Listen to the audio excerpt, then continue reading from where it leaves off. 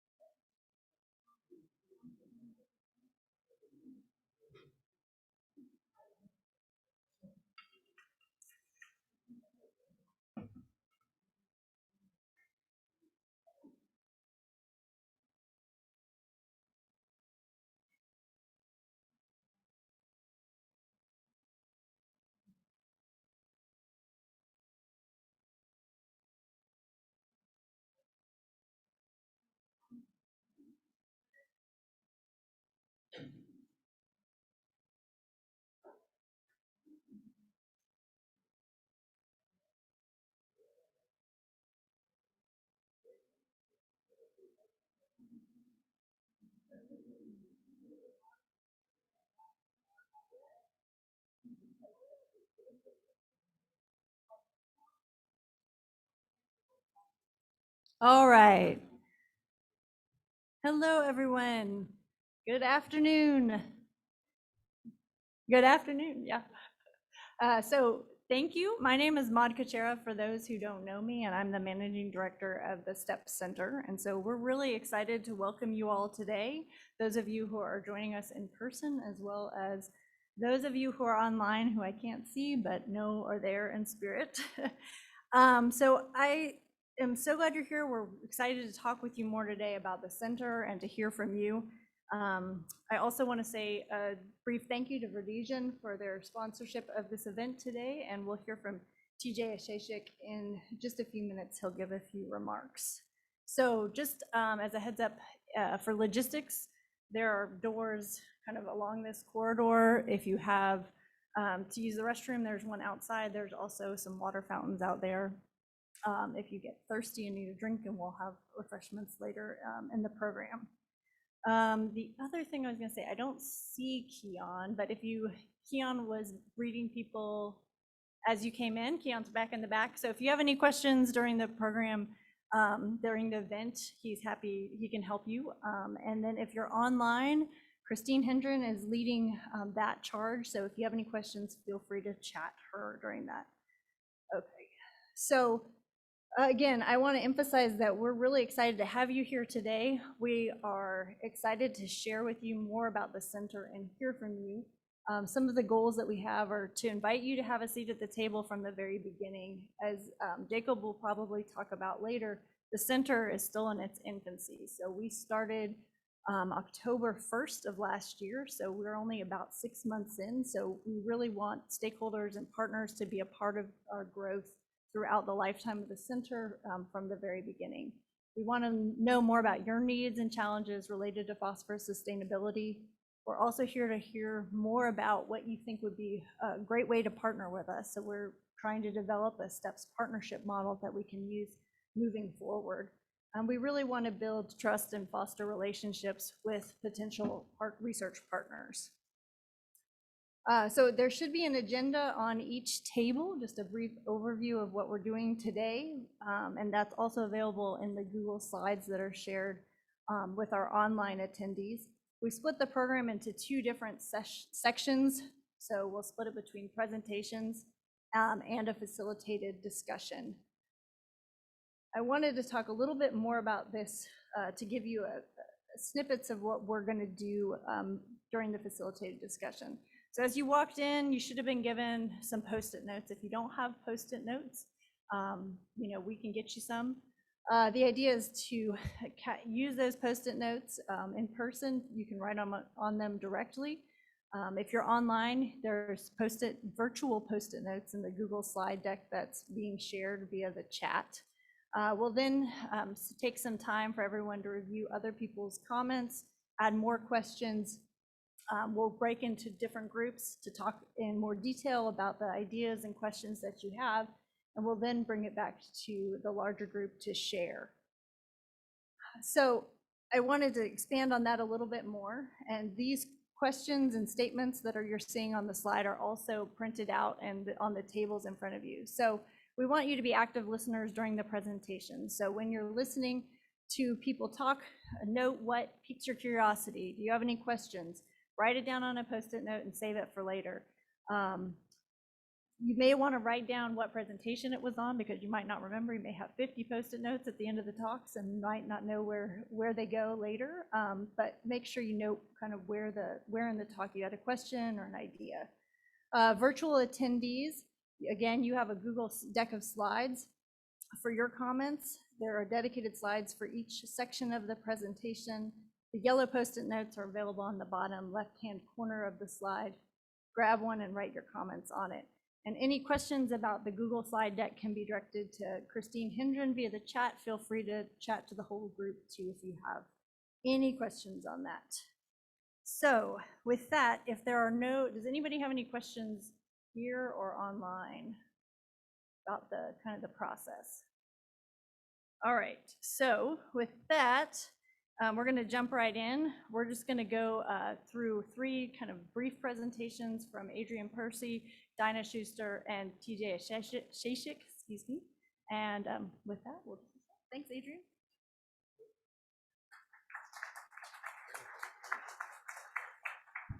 Well, good afternoon, everyone. Hope everyone's doing well. My name is Adrian Percy. I'm the Executive Director of the Plant Sciences Initiative. And at least if you were in Raleigh yesterday, you may have realized that we had a very big event, which was to open the Plant Sciences building on Centennial Campus. It was a huge day for us. There's a lot of folks in this room, I think, are a little bit tired, but we had a wonderful day. But we're so excited to be welcoming you to Raleigh for this event. It's very, very appropriate that after the day we actually completed the fundraising for the Plant Sciences building, that we have a kind of inaugural event such as this, which is so critical around the topic of phosphorus sustainability, which is obviously an important topic, a hot topic, and a very critical one that we come up with solutions. If I could just spend just 2 or 3 minutes to tell you a little bit more about the Plant Sciences Initiative. Although I know some of you were at the events yesterday, so they probably already heard this several times, so I apologize for that. But we are an initiative born out of the College of Ag and Life Sciences at NC State. The initiative is intended to advance plant science innovation, and we look at that in a very, very broad way. So a lot of different programs will be under the umbrella of the PSI. The 2 unique features of how we want to work, one is through interdisciplinary research. And of course, at NC State and with our partner organizations, whether they're industrial partners or academic partners, we have the opportunity to work across a huge number of disciplines to really apply new ways of thinking and new ways of tackling some of the most critical problems that we see in agriculture. And of course, phosphorus sustainability and the finite resource that we have is one of those. The other thing we want to do is work through collaboration, and that's collaboration within the university. So for instance, we have a lot of collaborations with the College of Engineering, of which we have representatives here today, but also other colleges across the university, textiles, College of Natural Resources, College of Science. Virtually every college has now got programs which are associated with the Plant Sciences Initiative. And this is great to bring in the engineers and the data scientists and people from other disciplines into helping us solve some of these agricultural environmental issues is really important. The other set of collaborators that we're very keen to work with is industry. And it's great to see so many folks here from industry. I have an industry background. I work for Bayer, for UPL. I see colleagues there from both in the audience, which is great to see. But also, earlier stage companies, medium-sized companies, not just the agribusiness giants. And we see opportunities to work with all of those as well. And then, of course, with other academic institutions. And I'm very happy to see, the broad base that has already been created under STEPS, and that will be, part of the features of, well, what we want to build up under the Plant Sciences Initiative. So as you can see, there are a lot of, I think, similarities in the goals of STEPS in terms of what you are trying to achieve and how you are trying to achieve it, and what we hope to do at the Plant Sciences Initiative. And so we're really, really delighted to have Jacob and Ross and all of Maud and all the rest of the team, being hosted in this new Plant Sciences building. I'm so sorry we couldn't host you there for this meeting. I know this is a great venue, but with the inauguration yesterday, we're still working on a QAV issues due to supply chain issues and getting screens in. But I hope for the next meeting that we can have you actually in the building, and you'll see it's a very nice facility. And in the meantime, if you haven't visited, then there is an open invitation to come down and see what we're all about and see where the STEP Center will be located and hang out with some of our faculty and researchers. So thanks very much.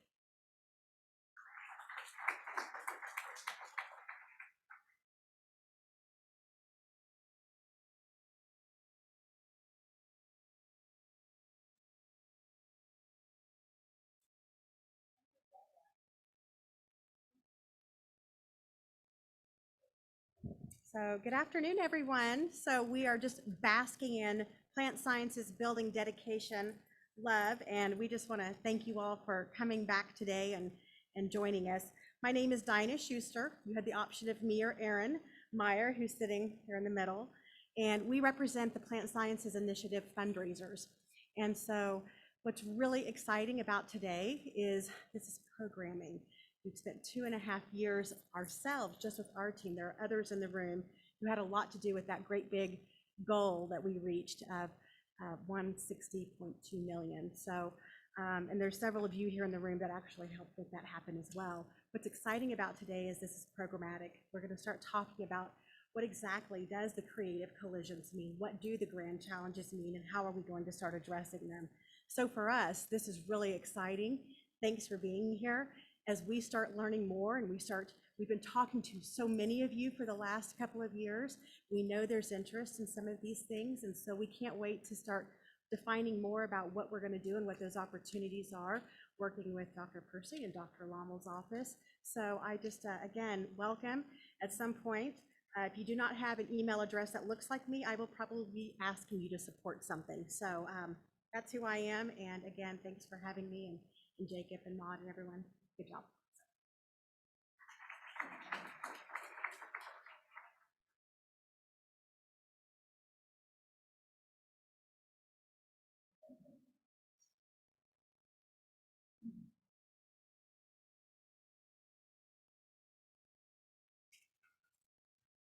Good afternoon, everyone. Got a few prepared remarks here, but I'll be sticking around afterwards. Happy to catch up with anyone that wants to talk further. So I guess on behalf of Kenny Avery, the CEO of Verdesian Life Sciences, it's my honor to be here today to represent Verdesian and bring greetings from the nutrient use efficiency people. That's what we call ourselves. So my name is TJ Shachik. I'm the Director of Sales and Sales Operations for North America for Verdesian, and a proud NC State alumni. So as an agricultural company, we're headquartered in Cary with our own R&D facilities within the Research Triangle. It's an exciting place to be and be located with level of knowledge, research focus on life sciences, agriculture, and just really, sustainable food development. So just like they've been doing since 1887, NC State continues to lead that way. So with the STEP Center being located right here in Raleigh, this region is now, we see it as kind of core to the study of phosphorus and the future of this important nutrient. So some of you may know phosphorus efficiency technology is one of the foundational offerings at Verdesian. It's been one of those offerings since Verdesian has been founded just over 10 years ago. So we're thrilled to be able to support this incredible opportunity and the important work that's going to be done at the center. So just in closing, thank you very much for attending today's Emerging Showcase Forum. Can't wait to see what else will be done with the STEP Center, so go Pack. Thank you.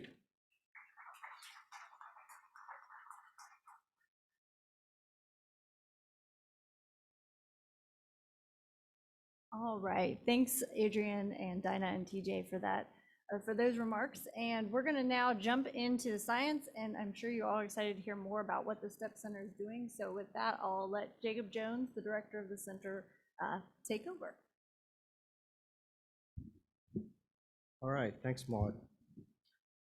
It is so cool to see you all here. We spent 4 years developing the STEPS proposal, 2 years winning the internal competition to allow us to go to the National Science Foundation, and then 2 years going through National Science Foundation round after round in order to finally achieve the award in October of 2021. So to be here at this moment with all of you being able to tell you our story and tell you our research plans and get feedback is an incredibly important moment for us. So thank you for coming. Thanks for Dijon for sponsoring the event and allowing this to happen. Thanks to Maud for planning College of Ag and Life Sciences and the Plant Sciences Initiative. There are a lot of folks behind this really making this a thing. Now, STEPS, what a wonderful acronym. I don't think we could have picked a better acronym, right? So what is STEPS? Well, it's the Science and Technologies for Phosphorus Sustainability, first and foremost. It also can be described as a convergence research center with phosphorus sustainability as the vehicle. This is the most simplest description of STEPS. And it really demonstrates the target of our work, which is phosphorus sustainability, and the way in which we go about doing it, which is through convergence research. It's also important to note that it's a science and technology center now, which was one of NSF's most prestigious centers. So why do we care about phosphorus sustainability? I'm sure if you're here, you already know the story, but just to put us on the same page, we want to describe how we see the situation. You know, everything we eat needs phosphorus to grow, so it's essential to life. But society's use of phosphorus is unsustainable and harmful to the environment. We mine it, we use it, and we lose it. In fact, society's dependence on mined phosphate has increased tenfold since the 1950s. And we're using that to feed the globe's growing population. And so this speaks to the unsustainable aspect of how we're going about our day-to-day business. It's an essential nutrient in the food system, as we all know, but it's also a pollutant. And only 20% of the phosphorus that enters the food system enters the human diet. So a lot gets locked in soils and a lot runs off into surface waters like rivers and lakes, causing freshwater eutrophication, harmful algal blooms, and fish kills. So where can we make the most impact? Fortunately, there have been a lot of smart people before us that have been thinking about this problem. And there's this wonderful paper by Marco Springman that I read actually on my trip out to Arizona State during the planning phase of this grant proposal process. And here they're modeling all the different things that we could do as a society to make a difference. So relative to a 2010 baseline, if we do nothing, the do nothing scenario says the impact that we're going to have on the environment is going to increase by 50%. So everything's going to get worse. And you can think about things you could do as an individual. You can change your diet. Perhaps as a society, we could change how we deal with food loss and food waste. But each of these individually will not curb our impact on the environment back to 2010 levels. What we know is that if we improve technologies and best management practices for phosphorus, that we can bring it back even further. This is the most singular thing that can influence our impact. But what STEPS does is goes beyond that. So STEPS not only develops technologies and understands best practices, but also combines that with our understanding of social science and our work with economists in order to have a convergence of solutions. And this really points to the fact that if we all do this together, we could curb this not only to 2010, but to levels even below that. And so this really points to the STEPS vision. So this is an ambitious, it's an aspirational vision, and we're not going to do it alone. In fact, the words in the vision say that. So we want to help facilitate something we call 25 and 25, which is to facilitate a 25% reduction in our human dependence on mined phosphates and a 25% reduction in losses of point and non-point sources of phosphorus to soils and water resources within 25 years, leading ultimately to what I think we all want, which is enhanced resilience of food systems and reduced environmental damage. So how do we go about doing that? We argued to the National Science Foundation that we need to bring together folks that work at very small link scales, like material scientists like myself who are interested in, say, orthophosphate ions, to researchers working at human technology scales, many of you working at the field of, say, watershed or farm, for example, with researchers working at regional and global scales. And so you're here today to hear from researchers working at all of these different link scales. You're going to hear from Jan and Yara about research ongoing in Research Theme 1, which seeks to discover and develop new inorganic, organic, and bio-inspired materials to selectively, effectively, and efficiently liberate, capture, and recover phosphorus and phosphorus-containing species from liquids and solids. You're going to hear from Doug and Owen in research theme 2 about their work to evaluate the viability of technologies for recovering phosphorus from complex waste streams, their optimization of soil properties and processes to improve bioaccessibility of recovered phosphate and reuse of recovered phosphorus as a crop nutrient. And you're also going to hear from research theme 3 co-leads, Becca and Justin, about how they use a systems level approach to evaluate how human intervention, policy intervention, and technology adoption could affect phosphorus sustainability at different scales under alternative socioeconomic policy and environmental change scenarios. So STEPS brings together researchers from diverse disciplines as articulated in this 17 orders of magnitude of link scale challenge. And once, as an exercise during the proposal development phase, I asked each team member to self-identify with a discipline. Any idea how many unique answers I got? About 24. Okay. So STEPS brings together folks that work at small link scales like myself, with the human technology scale, with the global and regional scale. And these aren't just words on a page. As I said at the beginning, STEPS is a convergence research center. So these research themes don't work in silos. These research themes actually work on projects that span across all of these link scales. We want the economists and the social scientists working with the chemical engineers when they're developing new technologies. We want to engage with stakeholders to inform what we're doing, to make sure we're working in the right areas and on things that can ultimately be adopted and advance society. So as I said, we're a convergence research center. What does that mean? This is a somewhat of a new term. So this means we draw from established fields called science of team science and integration and implementation science, or I2S. We have a dedicated STEPS integration director who's on the Zoom call today, helping manage the online participants. And we develop what we call convergence informatics. And Yara, who you're going to hear from today, is leading this effort, which integrates data across all of these different disciplines and all these different scales. We also engage stakeholders in a variety of different mechanisms. It's led by Matt Scholes, who's online, and Kara Grieger, who's here with us today. And we utilize something called convergence boundary objects. Because if you're a student and you need to write a dissertation on a very specific topic, how do you relate that specific topic to a challenge so big, right? So there need to be connection points. And so these connection points are called convergence boundary objects. And one example is what our team calls triple bottom line scenario sites, or TBL sites, where we evaluate how individual contributions can help facilitate solutions. And an example of a triple bottom line scenario site is shown up here. This is the Tidewater Research Station, which is about a 2-hour drive east of here.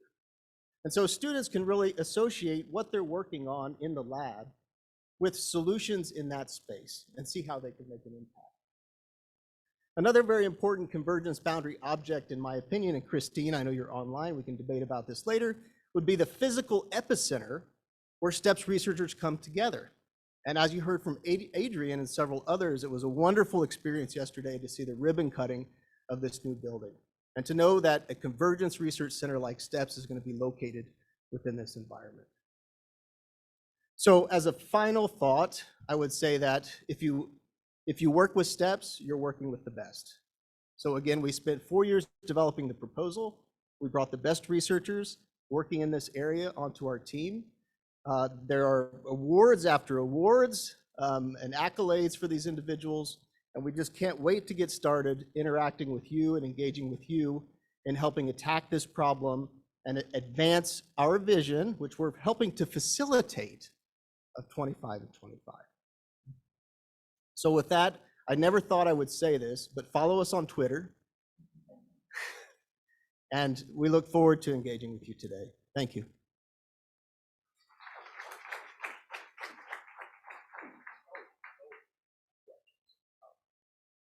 Okay.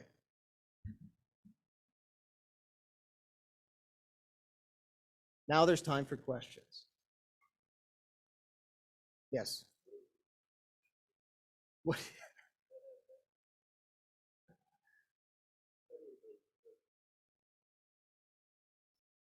Is the microphone on? The question is, what is a convergence boundary object? And before I answer the question, I would invite Christine also to put her answer in the chat box because she's our integration director. But it's a tangible or intangible conceptual thing that everyone on the team can connect to in some way. Okay? So a triple bottom line site would be one of those examples. So whether it's a physical site like that, or whether it's something less tangible, like what we call the convergence dictionary, which is a list of all of the terms in steps that could potentially have multiple different meanings. So these types of things are things that the students connect to in order to understand how their work integrates with all of these other disciplines.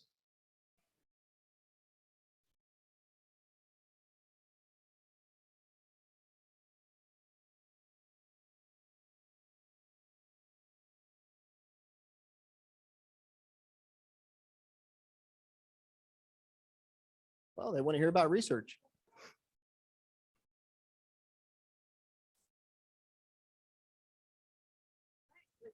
So with no other questions, I'm going to invite Ross to come up. Ross Zani is a co-director of the STEP Center. Oh, we did just get a question. Oh, perfect. How many years is the STEPS Award? Oh, I can answer this question. The STEPS Award is, we have an initial 5 years of support from the National Science Foundation with the opportunity to renew for an additional 5 years. So the lifetime of the center is till 2031.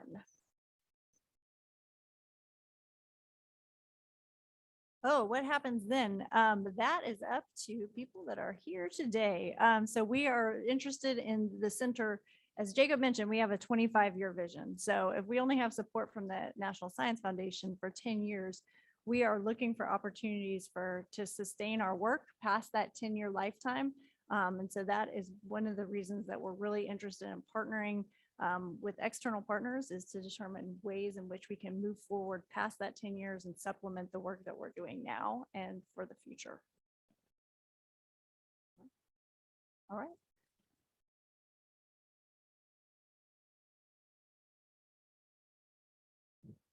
What a wonderful afternoon. I'm very happy now that we're going to go into the meat and finally the research portfolio of STEPS. It will be divided in 3 sections with the 2 speakers per each section. Following was Jacob presented in terms of our scales. So regional and global scale, Becca and Justin will present what is the innovative aspect of this science. And then we're gonna have for the human technology innovation, Owen and Doug. And finally, the material scale is with Yara and Jan, that is connected hybrid. And so with that, I'll invite Becca and Justin to come over. And I'm so excited. Yeah, thanks, Ross. I get the pleasure of going first, so hopefully everything gets way better from now on. So I'm Becca Munich. Can you hear me? I feel like I'm not close enough. Okay, I'm an assistant professor of environmental engineering at Arizona State. So one of the other partner institutions in addition to NC State. Justin and I are going to talk about theme 3 work, and basically from a high level perspective, if there's a question you have, if we have this technology, this intervention, this policy scenario, what kind of influence could we have on phosphorus budgets, phosphorus getting into the environment, prices, anything around that? You have a scenario, a what if kind of scenario in your mind, that's theme 3. And what we're doing is integrating and working with themes 1 and 2 to bring in new data, new technologies, and think about these things from a really large perspective. And I think that's why they put us first, to kind of talk about the big picture, and then you'll hear more and more detail as we go. Does this work? Okay. Just a real quick show of who our team is, and maybe many of you recognize these faces, but very interdisciplinary, from social sciences to engineering and everything in between. So I'll just skip over that for now. And these are kind of our approaches underneath theme 3, very large scale, from just looking at markets and constraints to looking at data across a lot of scales. If you can imagine phosphorus, from the molecular scale to the global scale, as Jacob said, it has a lot of data to try and understand its movement, its management across that. So really integrating, there's a huge data integration and development piece, optimization of scenarios and practices, and that really critical role of stakeholders and how they influence phosphorus flows and how they, might influence future technologies. All of that is within theme 3. Again, I already mentioned this, but we really working kind of like a spiral with themes 1 and 2, taking what we have right now, and then as themes 1 and 2 advance their science and their knowledge bases, we can incorporate that into our bigger models and frameworks to make sure that we're, adapting our, what do those 25 and 25 scenarios look like now, and then how do they evolve as the research in the STEP Center evolves. All right, so we're going to talk a little bit about the emerging research that I think you're here to learn about. So currently we're working on 5 RFPs. I'll talk about 2 of them, then Justin's going to take over and talk about the other 3. And what our current work that's being funded is doing is really laying the foundations of these larger system models, whether that's developing new data, new methods and approaches to analyze, model, understand that data. So I'll just get right into the first 2. One is that we're calling National Phosphorus Budget and Mapping, which sounds maybe a little boring and academic-y, but we're really trying to understand across the national US scale for the moment, and then definitely eventually beyond, what are the strategies that work now for controlling, managing phosphorus in its current state. To do that, we really need to understand, where is phosphorus at the moment? What form is it in? How does that change spatially, temporally? Because if we want to start modeling intervention scenarios, we need this information. So we have a lot of people working on this and a lot of projects within it, but I just want to highlight one, for instance, mapping a really large source of phosphorus, which is manure from animal feeding operations, which are just kind of, I like to talk about, they're kind of cities of animals, because there are a lot of animals in one barn. There are a lot of, they tend to cluster in space. So this is a really huge option to recover phosphorus. And we don't really have a good idea of exactly where this is and where some of this maybe legacy phosphorus associated with this source might be. So we have some new approaches in terms of some data science and machine learning to try and identify these operations in space using remotely sensed data, publicly available data, which is really fun. And we're getting pretty good results and working to improve that. But this is one of the kind of emerging things. Once we have this kind of undocumented, I mean, it's not unknown source, but we don't know exactly where it is. We don't know exactly when it's going into the landscape. And to really be able to recover that and to be able to identify where that is for recovery is going to help theme 2, for instance, and theme 1, and thinking about strategies and technologies to recover that important resource. Oops, too far. The other RFP that I'm going to talk about is looking at our TBL sites, those triple bottom line scenario sites, and figuring out how to model at an even finer, more data rich scale. Because one of the reasons we selected these sites is they have historical data, and we can look at phosphorus data into the past on a maybe temporal scale that's more frequent than a lot of other places. So we can really advance our models at these sites. So again, the Tidewater Station, CAP LTR in Phoenix, and the Everglades in Florida. And I just want to highlight some of the cool research some of our faculty are doing there, looking at stable isotope tracers. So this is really common in like carbon and nitrogen tracking, but it's newer in understanding phosphorus and the sources of phosphorus. So we're working not only to look at using isotopes to trace and identify sources, but also to improve our models, because if our models can capture the right ratios of sources and source areas, then we can advance our models themselves. So this is some really cool emerging work I wanted to mention. And with that, I will turn it over to Justin. Great, thanks so much, Becca, and again, thank you all. It's really, really great to be here. Great to see faces in a crowd. I love this. So this is really exciting. I'm the economist on the team, and I have the disciplinary benefit of being able to say, it depends to any question you might ask me, like, where are we going with phosphorus sustainability? What's the right answer? What's the right intervention portfolio? Well, it depends. And that it depends is what drives a lot of the basis for the modeling work that I'm going to talk about here today. So part of what we're doing with STEPS is building integrated economic systems approaches at different scales, global to national to local, to help us understand both kind of future consumption trajectories or demand for phosphorus in the food system in particular, but also to help us think about economic opportunity costs and benefits of different interventions or portfolios of interventions that we might pursue to help us reach this ambitious 25 and 25 goal. So what I'll talk a little bit about today are some things that we're currently working on, right? So one thing that motivates this need to kind of build better economic models around the phosphorus challenge is that, market dynamics over the past 15 years have been crazy, right? I think we saw this after the preceding the market crash in 2008, that there was this ramp up in prices in a lot of commodity markets, including fertilizers.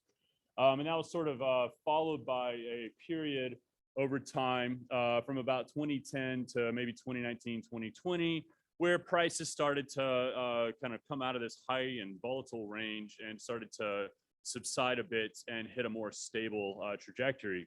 Well, then COVID hit, we've had logistical supply chain issues, we've had reshuffling of bilateral trade flows, and more recently, we've had some geopolitical conflicts that has led to another ramp up in prices. And so there's some real questions, I think, in terms of where markets are going in the coming years and what that's going to mean for bilateral trade flows for fertilizers broadly, but for phosphates more specifically for STEPS, right? So we have a very talented graduate student right now exploring some of these market dynamics using econometric models so that we can better parameterize our economic models to think about some of these important dynamics.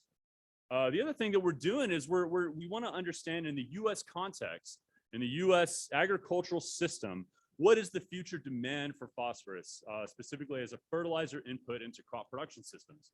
And so some of the work that we're doing right now is calibrating kind of a large U.S.-centric model of land use, agriculture, and forestry to what we call shared socioeconomic pathways. These are broad socioeconomic narratives or scenarios that are used by the climate policy community. And we've tried to adapt those to the US land use system so that we can ask questions like, under a more pessimistic macroeconomic outlook with maybe high rates of climate change, what does the food system look like relative to a more sustainable pathway or to one that has very high economic growth, but also a lot of fossil fuel emissions, right? And so some of the interesting things that we're seeing is that there's this really strong relationship between assumed rates of productivity growth, that is yield growth in crop systems, and the demand for phosphorus as an input, right? So this relationship between GDP growth, demand for agricultural products, and factor productivity really drives a lot of our kind of current projections that we're seeing, where more pessimistic scenarios, you can see in the orange shaded areas here, we're seeing increased relative demand for phosphorus relative to our more optimistic economic outlooks, where we see relative decreases in phosphorus demand from the U.S. ag land use system. And that's due to the increased efficiency that we see under these conditions. I'll skip this slide, but that just kind of gives a taste for where we want to go with the modeling. And it's important to sort of establish a baseline using these frameworks that builds off of the great empirical work that Dr. Munich's team and various collaborators are building on, so that we can kind of understand where we may be going in the future, what phosphorus demands might be under different policy, environmental change, and market conditions. That helps us kind of pivot off of that baseline to think about different interventions to help us achieve those 25 and 25 goals. But the bottom line is, none of this will work. None of this modeling is really going to give us the information we need without better understanding what how stakeholders perceive various solutions that are being developed by themes 2 and themes 1. So the other part of theme 3 that I'll touch on just very briefly, and I cannot do it justice, we have some fantastic scientists that are working to better understand stakeholder perceptions, needs, and social networks, how different stakeholder groups interact with each other, and how that affects phosphorus flows, and the potential that various solutions, be they policy solutions or specific technologies, could be adopted at scale to help us address the phosphorus challenge. And finally, just to wrap it up quickly, achieving 25 and 25, this ambitious goal is going to really require kind of rapid dissemination and adoption of new technologies, right? So these technologies that are being developed by STEPS researchers, we want to better understand what might increase adoption or the diffusion of these innovations. And so also led by Carl Grieger and Anna Maria Marshall at the University of Illinois, we have this project that's really focused on developing these grounded case studies to help us understand what drives the technology adoption and what might help increase the diffusion of these new technologies, right? And ultimately, if we want to identify pathways to 25 and 25, we need stakeholder buy-in. We need to make sure that those pathways are resilient to future change. And we need to make sure that these pathways are grounded in empirical data. And that's how theme 3 fits into the center.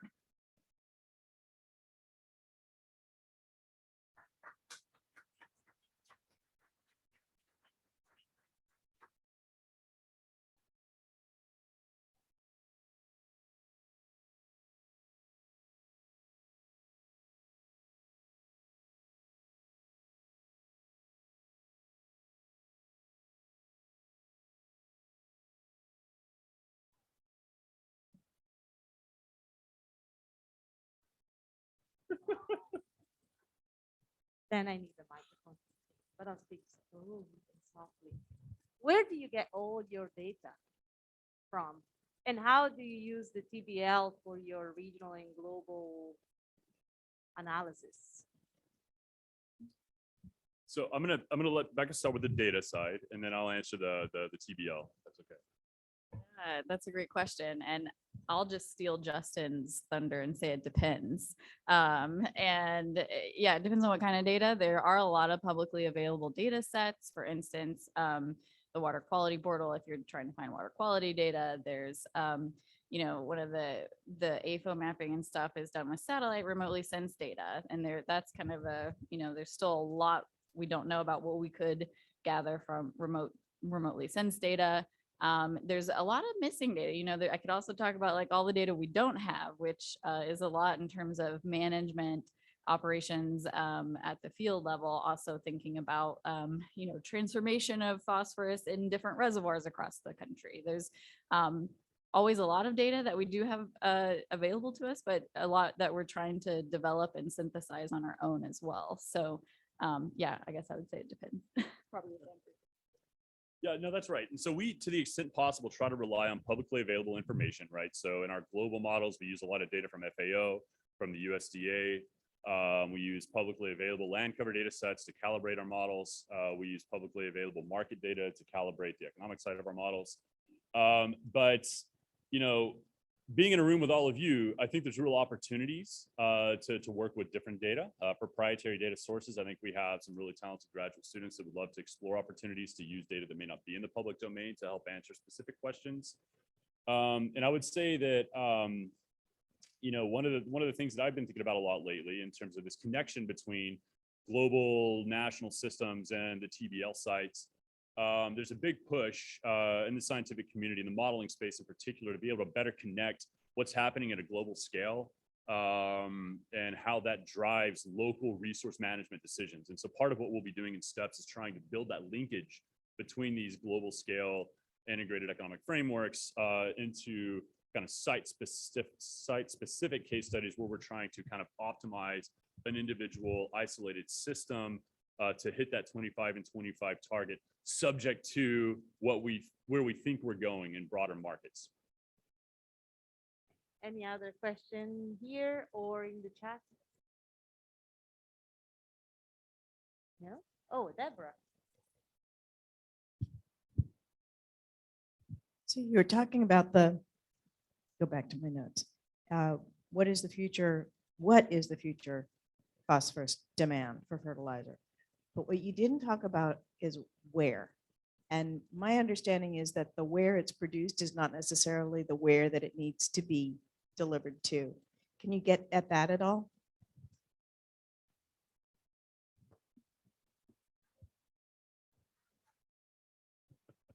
So we talked a little bit about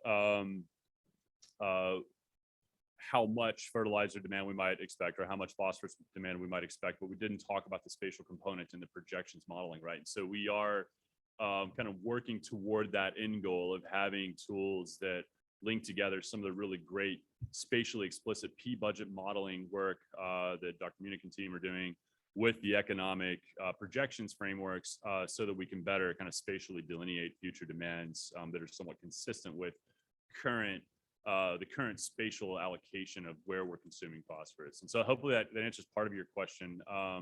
I do think within the context of these economic models, what we often see is trade-offs between, if we have resource constraints or changing market conditions, you see a reallocation of what is produced and where, right? Maybe soybeans are, we see less production in the corn belts and shifting into some other region in the United States as driven by some market condition. And that's the kind of thing that's really unique about these models that we're building is we can think about these dynamics over time and try to link that to some of these more spatially explicit frameworks.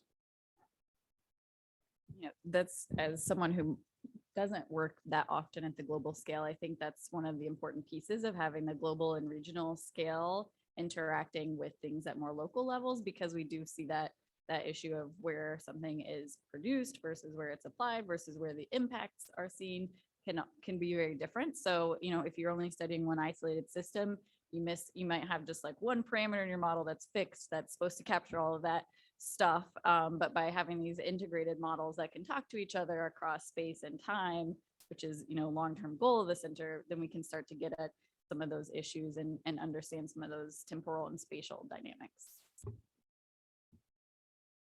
Okay. Anthony, 2 questions?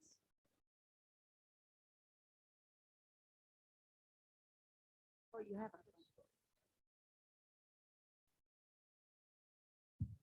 Thank you.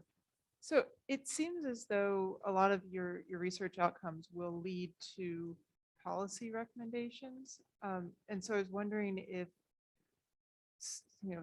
that is part of the scope here is policy advice and that speaking to that audience. Sure. So I'll repeat the question. So the question was, it seems as if a lot of our results could be policy focused, right? And is part of the intent here to provide policy guidance or recommendations. I find sometimes when I'm running simulations with these models, that's a slippery slope. I don't want to be too prescriptive on policy choices. What I want to try to do is run simulations that represent policy parameters, and then just kind of report results and let folks who work in the policy space sort of interpret and maybe make those recommendations. So again, that's me sort of punting on the policy recommendations piece, but that's been the approach I've taken through most of my career.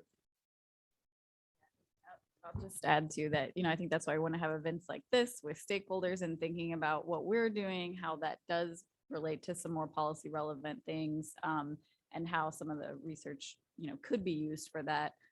So I think we'll see more of that in the future. Looking at Jacob to confirm, but probably.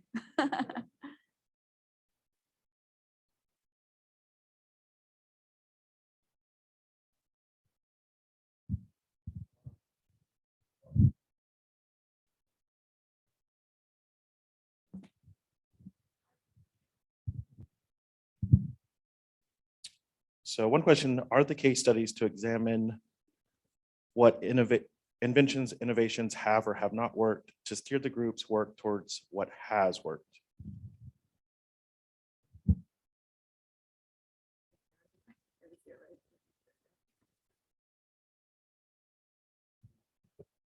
So that's a great question. I could invite my colleague Rodrigo to come up and answer that, or we could just say that I think that's going to be an important focus point for some of our afternoon discussion efforts. Yeah, I also know that there are some case studies already selected for study, and I believe there are existing technologies and processes that they're studying, some which probably have worked in some cases and some which probably have not worked. So it's probably a little bit of both, and it depends. Yeah, okay. Last question, in South Florida, pea fertilizer use is heavily regulated and limits the ability of producers to test new practices and improve pea management on their farms? How can South Florida producers continue to progress in this type of regulatory environment? Yeah, that's a great question. I think working with researchers is probably a good start. Some of the advantages of some of the modeling that we do is we can test things, look at different options or decision making and see the impact without actually having to, implement it in the field. So we can, build these models based on existing data. So I think that would be one way. If you can show that a different management strategy, even though it doesn't fall under current regulatory applicability, then maybe you can make the case to whoever is regulating that to allow for differences. But that would be my one thought on that.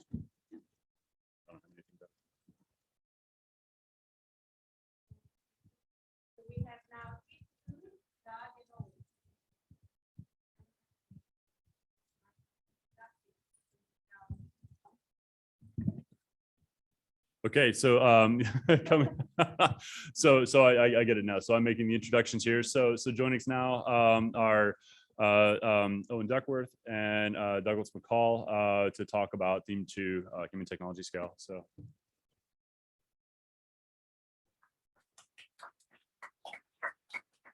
All right, thanks, Justin. Okay, so this is going to be fun because we're talking about theme 2 now. And so we're drilling down from the scale that we just talked about at theme 3 down to now the human technology scale. So I'm Doug Call. I'm associate professor of environmental engineering here at NC State. I'm actually not supposed to be here. I'm filling in for Trevor Boyer, who's a professor of environmental engineering at Arizona State. He couldn't be here today. He, along with co-lead Owen Duckworth, he's in soil science here at NC State. They are leading the theme 2. So big picture theme 2. And I guess to capture it in my own words is where we take the kinds of materials and processes and things that we're developing and actually test them to see if they work. So taking fancy materials from theme 1, putting them in manure or wastewater and figuring out, are we able to capture? Are we able to transform? Are we able to recover phosphorus? So what I'm going to focus on first to tell you a little bit about the investigators. So we span a lot of different disciplines, from environmental engineering to soil science to agricultural engineering, really all across the board, in order for us to be able to study and understand these materials in matrices as diverse as urine, wastewater, manures, and plants as well. The overarching themes. So one, in situ phosphorus sensors. So many of you might be interested in monitoring phosphorus and might not have the techniques available to do this. And so one of our goals is developing in situ phosphorus sensors that could give us real-time data about phosphorus in our different matrices of interest. Increase the efficiency of phosphorus use by plants. So as we develop our materials and processes to recover phosphorus, we want to also make sure that these plants that we want to grow can use the phosphorus effectively. Sorry about that. Demonstrate techno-economic metrics at reasonable scale. So what this means is we're a technology center. We're developing technologies. Are they economically, are they environmentally feasible? And so we want to evaluate those as they're being developed. Integrating materials into processes that selectively separate our pollutants. And this is one of the biggest challenges. And a matrix as diverse as something like food waste. How do you go in and reach and grab just the phosphorus without grabbing other things? And then, of course, tailoring selective phosphorus recovery. So I'm going to give you some examples of projects that are currently underway in the center. First of all, human urine. This is a renewable resource if you think about it. And it actually has about 50% of the phosphorus that's discharged in human waste. And so when it's discharged, it's very concentrated. So why not try to capture the phosphorus at that stage rather than sending it down the pipe and diluting it out with all the other wastewater? And so this is something we're really focused on, is how do we implement sustainable technologies that can recover phosphorus from buildings? And we envision solving this problem as treating it like a boundary object, wherein at the theme 1 level, we need to understand what are the materials, what are the chemistries that we need to understand to recover the phosphorus. Two, how do we scale this when we put this, for example, into a building? And then three, the third part of this is the stakeholders and the users of this building. What are their preferences? What are their perceptions of this technology? What would be required of them in order to implement and manage this technology? Second example here is characterizing phosphorus. Now, phosphorus, as I mentioned, comes in a lot of shapes and form. So far, we've heard orthophosphate today, and we've heard phosphorus in general, but there's several other forms, organic phosphorus as well. And a big question, a big knowledge gap is, what are the different forms? When do they occur? Where do they occur? And so part of theme 2 is understanding that during anaerobic treatment. So in the anaerobic treatment process, such as anaerobic digestion, this is used at many wastewater facilities, it's used at many farms to convert manures into methane. We don't have a really good understanding about what happens to the phosphorus in this process. It's kind of a black box. We understand carbon pretty well, we understand nitrogen, but when it comes to phosphorus, we don't. And so that's one of the main goals of this project, is to, one, work with theme 1 to develop the techniques so we can begin to peer into what are those different forms of phosphorus. And then 2, someone's going too fast for me here. And then 2, figure out from a operation standpoint, what are the knobs that we can turn in these bioreactors so that we can transform the phosphorus into more recoverable forms that we can then capture and reuse, for example, in processes like growing plants. Okay, so I'm going to hand this off to Owen to talk a little more about some of the other projects. Thanks, Doug. I'm going to let my face breathe for a minute here, so since there's nobody really around. So I'm Owen Duckworth, and I'm in the Crop and Soil Sciences Department. I'm actually trained as an environmental engineer, but I've given up that life, so that's why my colleague can talk about the pee and the poop. And I'll focus more on the plant soil system. This is obviously extremely important for phosphorus sustainability. Most mined phosphorus is used in the agricultural industry to try to grow plants. I'm going to talk now about 3 projects that really focus on trying to feed the plants and not the soil or the surrounding waters around them. One of them focuses on developing phosphite as a fertilizer. That's one of these different forms of phosphorus, not phosphate, phosphite. It's a reduced form. Largely, the problem we're trying to answer here is that most of the fertilizer you put on a field is not used by the crop in that year and just accumulates. Phosphite potentially be more mobile in soils. There's a little problem with it. It's typically toxic to plants. But that's actually a big advantage because it can be used as a weed control method if you can get plants that are able to oxidize the phosphite to phosphate. It also works as a fungal suppressant. So there's ways here to also reduce other agricultural inputs.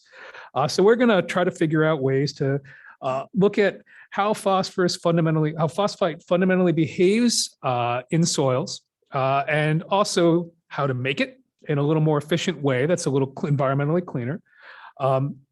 Some of the fundamental chemistry of it. How does it bind to surfaces? How does it interact? Because that really helps us manage and predict what it's going to do in the environment. And also think about some of the risks. I did mention there's a toxicity issue here.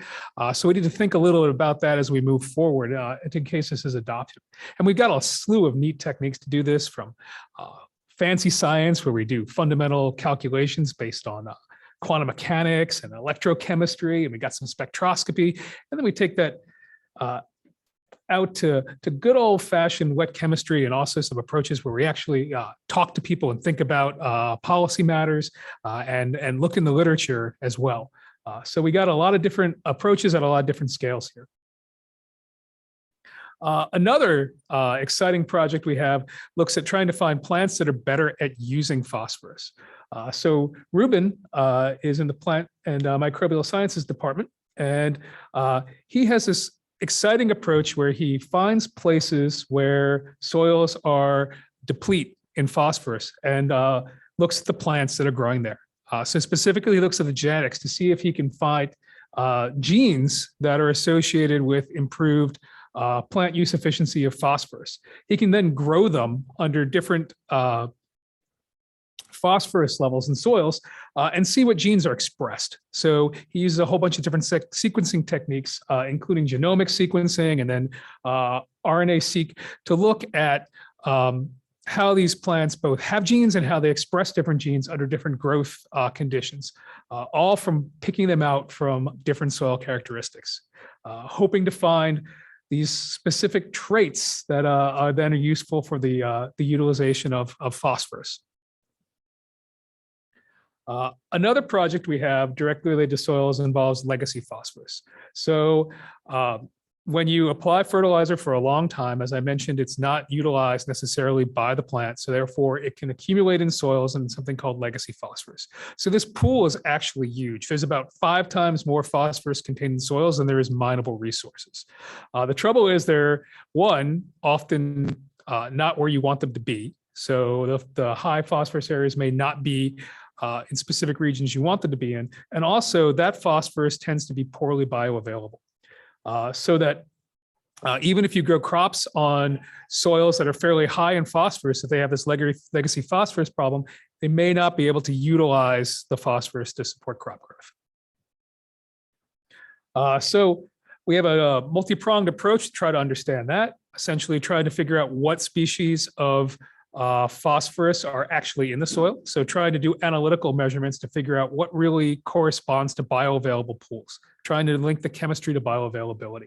And then also greenhouse studies and experiments at a TBL site, one of the places that we all touch, to try to understand how practices and ways that we do modern agriculture may affect the ability of plants to utilize, I guess that's the last slide, to utilize the legacy phosphorus. And then an important part here, a really critical part, is adoption. So typically legacy phosphorus happens from the overapplication of fertilizer. And many times fertilizer will be applied above recommended amounts, largely just as insurance. So growers do not want their crops to fail. If phosphorus is fairly cheap, extra amounts can be applied to fields simply to help things along, even if they may or may not have an impact. So questions of why recommendations aren't followed and how we can improve efficiencies by getting these best practices into the field are things we really need to think about. And that requires survey and focus groups. So I think from these projects, you can really see the convergence approach that we're trying to get at. Really these different things from fundamentally to chemistry and spectroscopy, through engineering, through soil science, into the social sciences, to try to really find fundamental insights that help us work to solve specific problems and then implement these solutions at the human scale.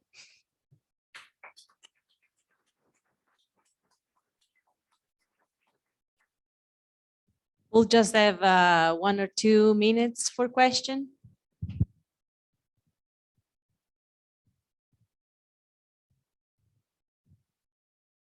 Hi, so you mentioned that you were looking at different phosphate forms, and I was wondering how this connects to Team 3, where you map global phosphorus flows. I'll give it a shot. I'll give it a shot, and then you can correct me. Okay, and it's a great question, and there is a connection because, repeat the question. Yeah. So what's the connection, or is there a connection between the phosphorus mapping in theme 3, the different forms of phosphorus, and what we were speaking about in theme 2? And there definitely is, because as I mentioned, it's not all orthophosphate, right? And so understanding what the different forms are, how they're going to behave differently in watersheds is really important, so that we're not just mapping everything as orthophosphate. If it's organic, what form of organic is it, and how might that behave differently? So definitely there are connections. Yeah, and transformations of these are key. So a source of phosphorus that one of the things we're thinking about, for example, is the legacy phosphorus. These fields are slowly leaking. So what's in the fields matters for that. What comes out, what's in the waterways is important. And we also mentioned sensors. A big problem with sensors is what exactly do you want to sense? Like if we have all these different forms, you have to figure out what exactly your targets are. And those sensors, I think, as we move forward, are going to be essential for doing things like trying to map things out at larger scales.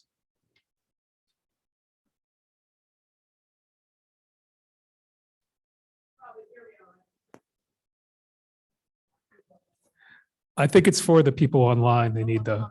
Zoom, yeah. So in the studies that you're doing on looking at the plant genes in low phosphorus, the plants that are growing in very low phosphorus situations, you'll be missing something if you don't look at the microbes that are associated in the plant microbe interactions. You're going to do that too? We are interested in things like plant microbe interactions. These are the first wave of projects funded. And I think those are considered critical to all three of the projects I presented, or the microbiology of it all.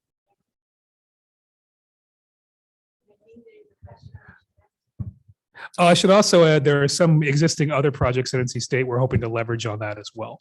So I have 2 questions online. The first one, what about urine capture in less infrastructurally developed settings?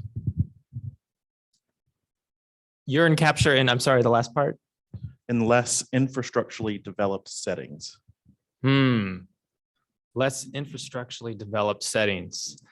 I'd have to defer to Trevor on that one, since that's his expertise. I don't know if he's online. Does anyone know? He's not online. Yeah. You got something? All right, let's see what you got. So I once was interviewed for whether or not you should pee in your yard. So that probably answers that sort of question. And I gave a really complicated, like, scientific answer with calculations about how much nitrogen and phosphorus would be and whether or not it could support a fescue, and if like a family of 4 collected all the urine and put it out. And then they interviewed some guy afterwards, and he was like, each guy in my family's got, everybody in my family's got a gallon jug that they use for this. And I just felt like I was like lined in with the cranks. And anyway, the point is, I think I'm not sure there's the studies that we're thinking about are more infrastructure related, because there are obviously issues with, taking a gallon jug out and pouring it all over your yard. So I think at this point, mostly what we're focusing on is technologies that can be applied in places where we have infrastructure to separate and capture urine. And then after that, those technologies, we'd be looking to maybe develop them on a more widespread scale.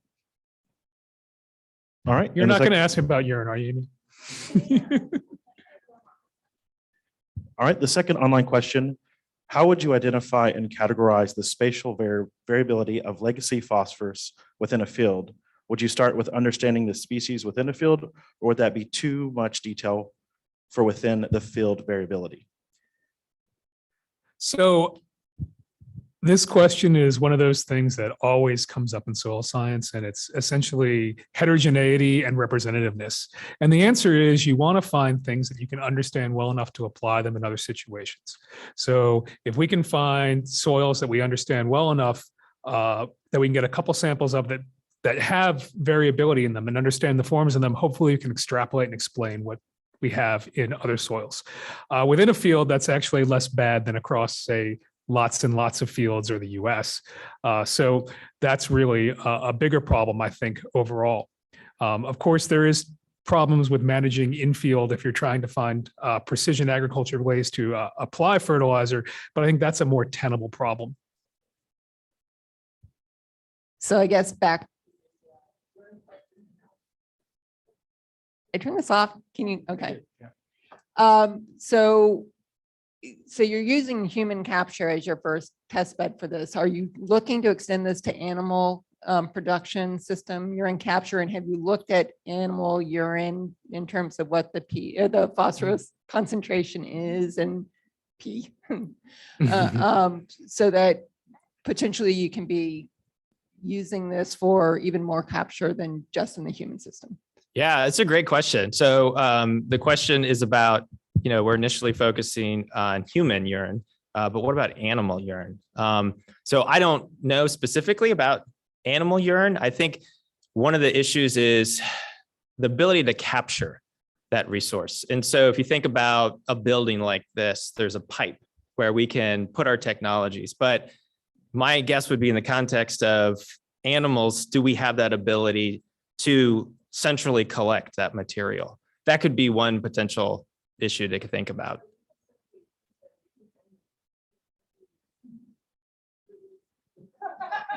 Kind of like pets at home. So we do have expertise. So The separation, I mean, you can train them, but the separation of solid and liquid waste is more of a problem there than it would be in a piped building. But we have people who think about this on the team and how to deal with better use of, say, swan lagoons and things like that. Well, thank you, Doug. No, oh, go ahead, TJ. I have one other question about, I guess it's specifically the adoption piece down here, and maybe your willingness to partner with private companies that maybe do this stuff kind of more for a living, or are you looking to actually go out and do, surveys and collect that information? And Doug or Owen, can you please repeat the question? So this was about the adoption piece and how we're going to reach out to growers and whether or not we'd be willing to partner with companies or whether we're doing this ourselves. So I don't want to speak for the people doing this. I think any information we can get would be great. So we have people who think about this, and we also have cooperative extension. Hopefully cooperative extension has some relationships that we could build upon with these with private companies that are interested as well. So hopefully there's some synergies and some partnerships there, but I'm more the chemistry side, less the adoption side. So. And we thank, oh, there's another question. I have a question about, I think the goal here I'm talking about the agriculture side of things. It's to improve the uptake, increase the uptake, increase the efficiency of the fertilizer, but also reduce the export of phosphorus to surface water bodies and so on. So what would be the evaluation metrics for the positive environmental impacts of the developed techniques? Because I didn't hear anything related to water, which is the main vehicle where basically all of the phosphorus is going to be traveling either through a surface runoff or a subsurface flow. You want to do this, or do you like me to? I can, well, you start and then I'll put the ice in. So most of the projects right now are currently interested in intercepting demand for reuse in theme 3. I mean, theme 2. Theme 3 has a lot of projects that are extremely interested in transport of, and theme 1 also, excuse me, that are interested in that. We are interested in both giving information and receiving information from theme 3 about that, and implementing technologies from theme 1 to try to help with that export as well. And then I'll let Doug go. And then I'll just add, and the other steps people can correct me with nodding either way. I think we're establishing at some of our TBL sites a baseline in our first year. They're nodding correctly. So that when we do implement some of our materials technologies, we can study how those are affecting the fate and transport at those sites. So first year, trying to understand that a little bit better. And then later on, as we're testing materials, then we can see how it's affecting those processes. Thank you, Doug and Owen.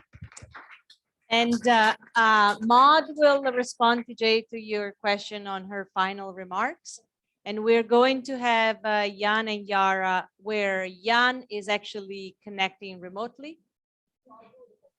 Oh, you will do the whole thing. Yeah, ready?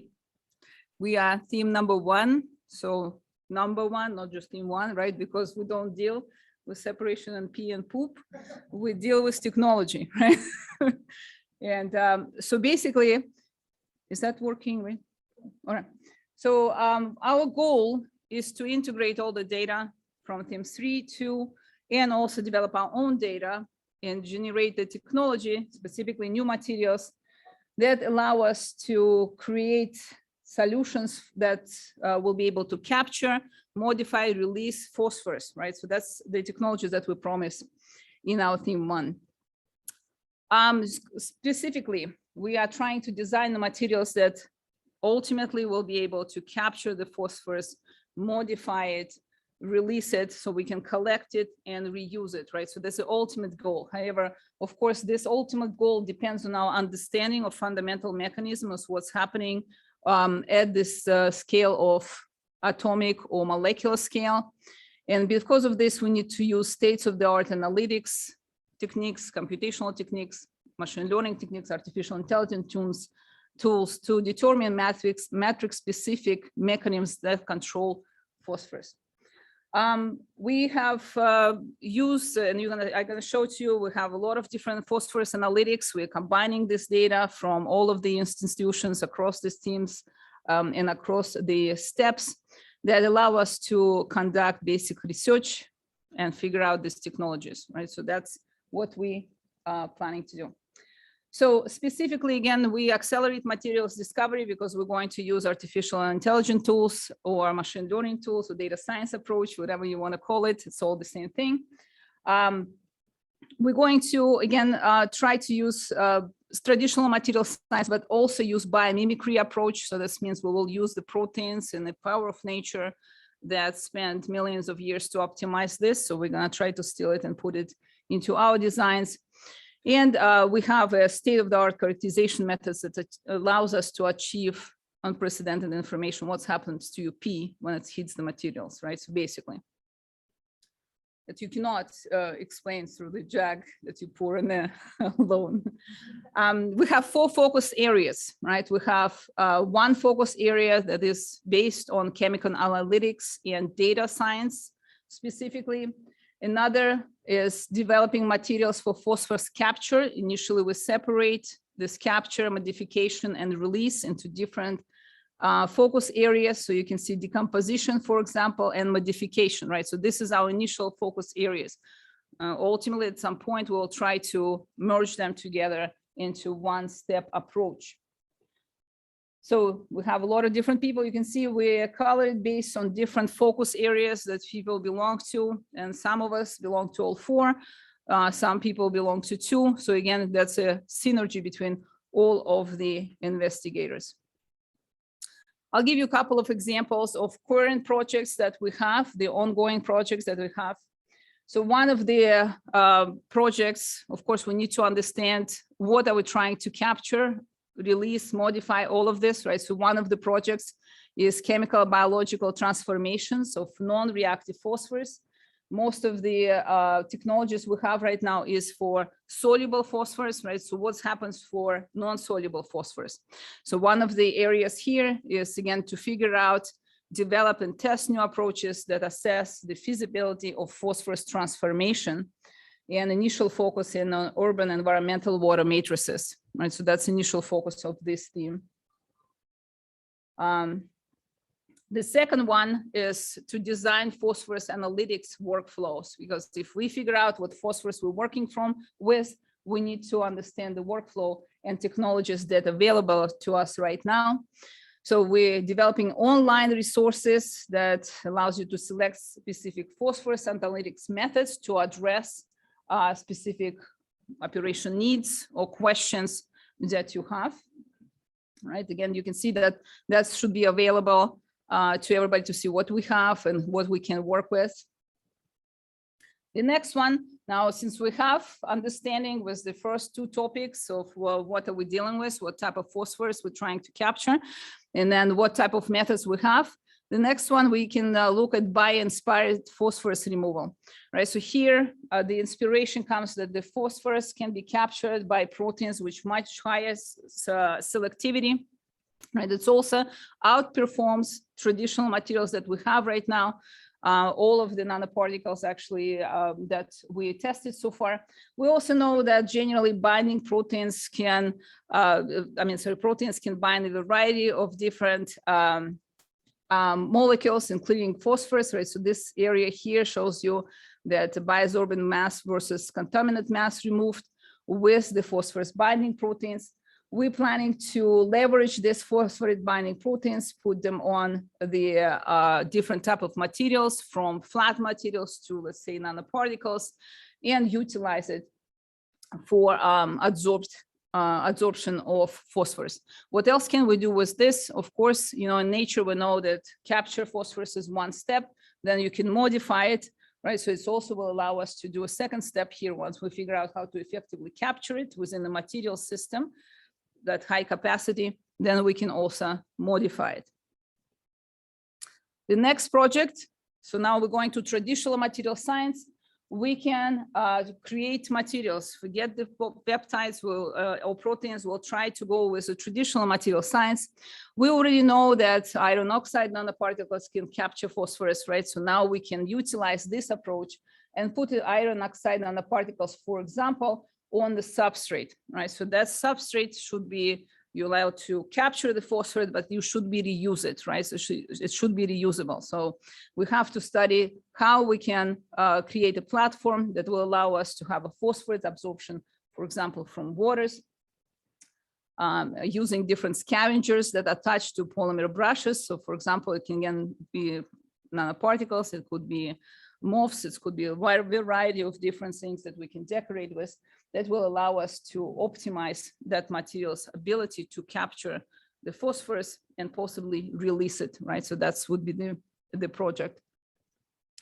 Also, we are talking about these particles, right? We're still looking to optimize the ability of nanoparticles to capture the phosphorus.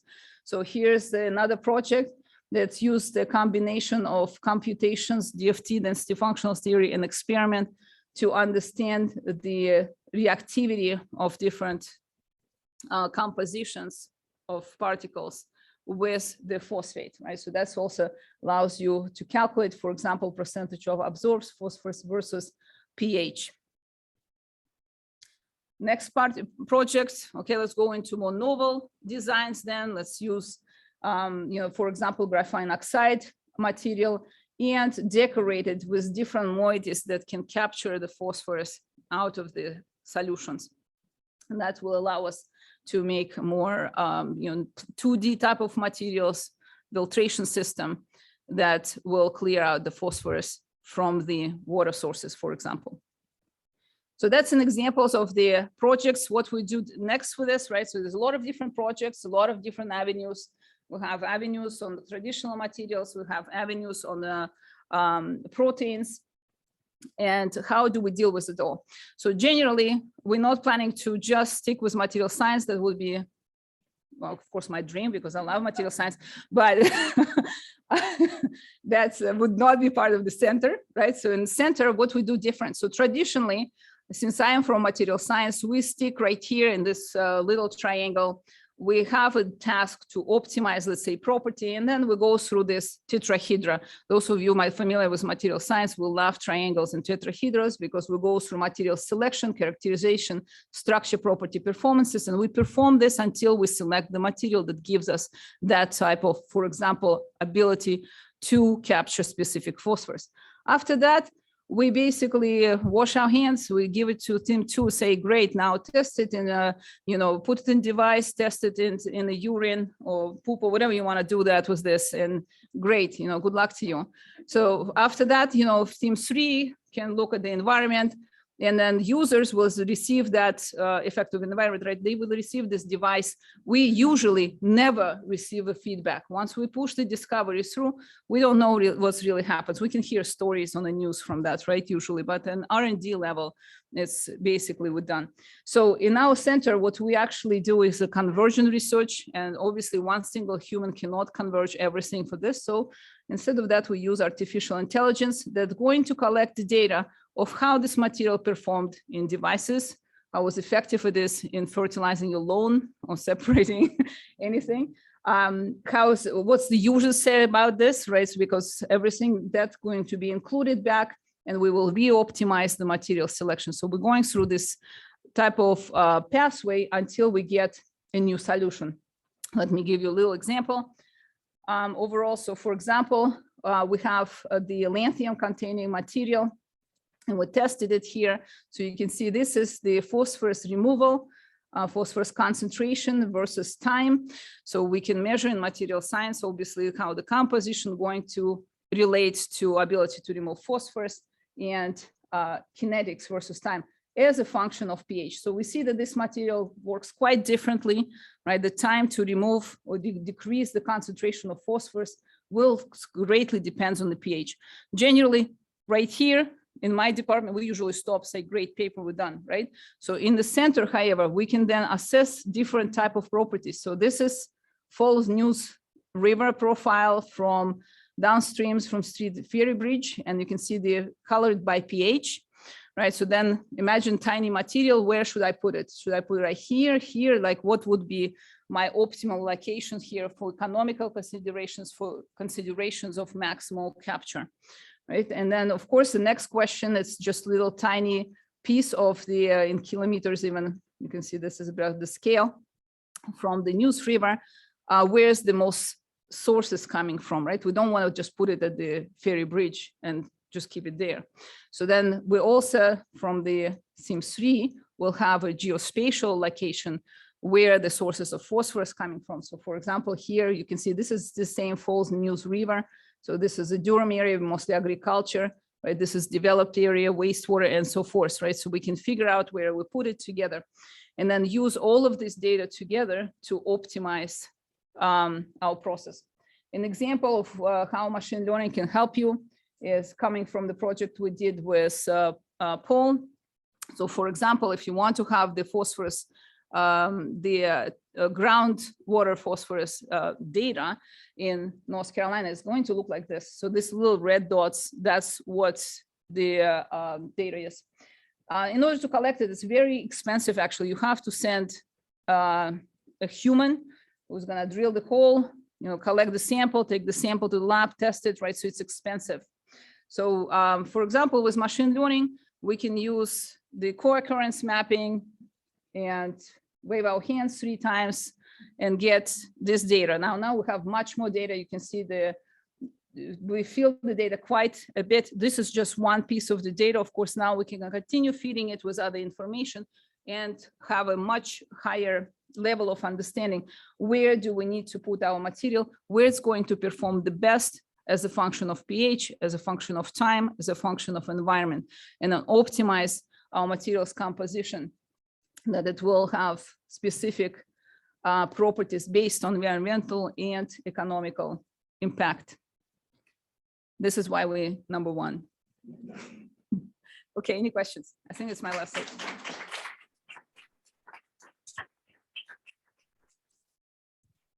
One question.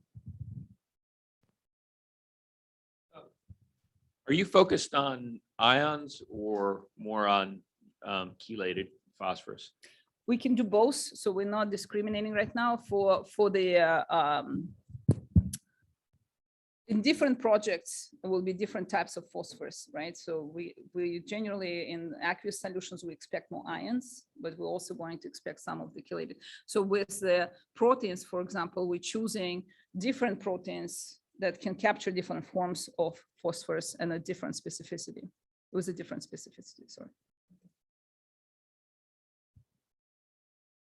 Thank you, Yara. And thank you, Jan, May I say out something? there in you space. guys- Thank you. So we're gonna take a 5 minutes break in order to continue on time with the program, and Kara Grieger will take the next part of it, but 5 minutes break. And if you have continuous question to Yara, please feel free to. Is Karen? Oh, wait, before you go, take a break. I'm going to preempt what Ross just said. We're going to take a 10-minute break. I know, but we have to, there's some time that people need to take. So what you're going to do is we will put out table signs on each table. They'll be related to each of the themes, each of the presentations that you all just heard, as well as a couple tables that are just steps general. We invite you to put the questions you had, the Post-it notes, if you had any, put them on the table that is associated with that. Either table is fine. Go ahead, go around while you're taking the break, talk to others, read the Post-it notes that you see on the table, write more questions or concerns about each theme, and then decide where you might want to sit for about 15 minutes of discussion. We're going to probably have a little bit of shorter discussion, but hopefully it'll be fruitful. So take your break, and hope if you have questions, come find me or Kara.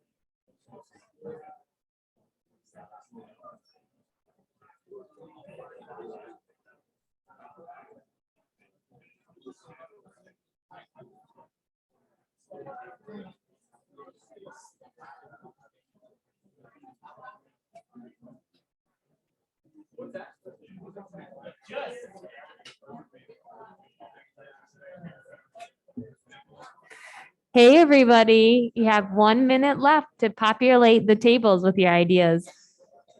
And those online, go ahead and do so with the Google slide deck.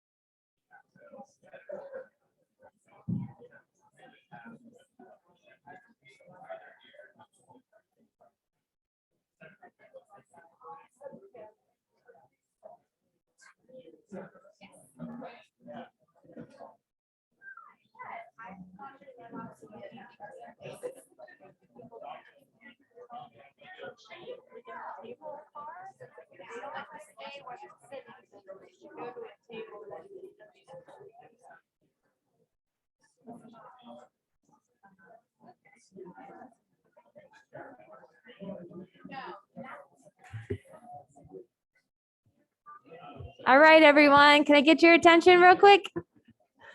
All right, now we are going to move into a super fun part of the program for this afternoon. So now is going to be the interactive discussion. So what you got to do is grab a table, sit at a table that you find you most resonate with, and start looking around at all the different comments and questions that have been posted on each table and discuss with your table mates. So you'll have about 30 minutes to do this activity, and just have fun. Just talk about things that interest you, that you have questions about, that you're curious about. And this is what we're going to collect from you afterwards in a report out session. So you got about half an hour, talk with your table mates, talk about things that interest you.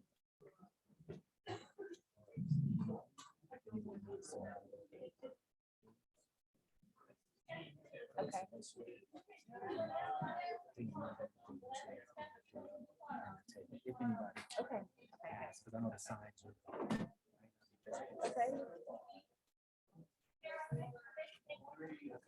Okay.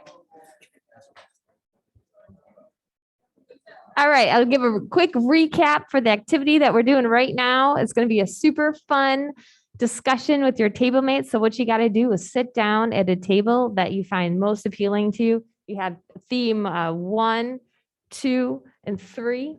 And so sit down at a table that resonates most with you. Discuss with your table mates about a question that you have, something that interests you. And at the end of the session, you'll report out. Everybody will have 1 minute to report out from the discussion at their table.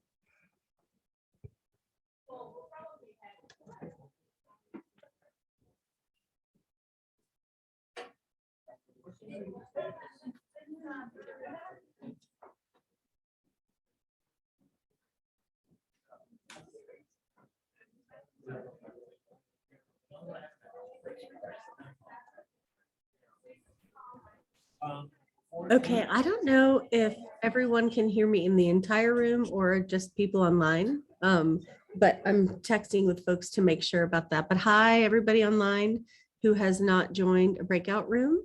You can go ahead and feel free to join. You can kind of, if you look at the breakout rooms, you can see themes 1, 2, 3, and steps general based on what we just covered. And so we're going to continue working in the slide deck, and people are just going to have a discussion with a facilitator. If everybody here is has stepped away, no problem. If you are going to be put into a different room, we might go ahead and move you ourselves into different rooms. So Grace Plummer is going to be in steps general, and I will be in theme 2. And we will see you back here in about 24 minutes. Thanks, everybody.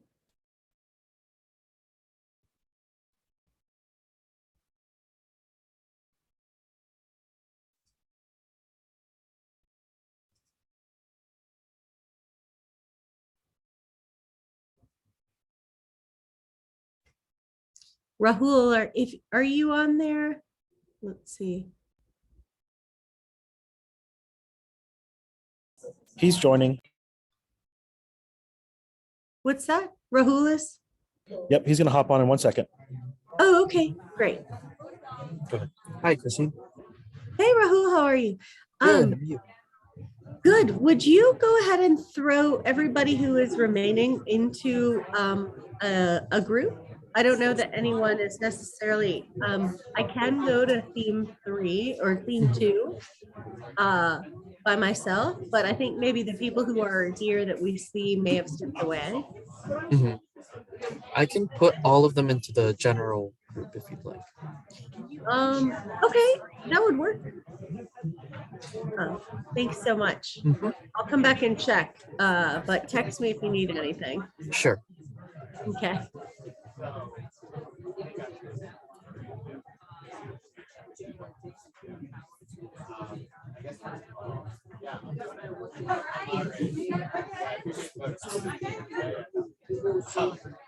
Were there questions?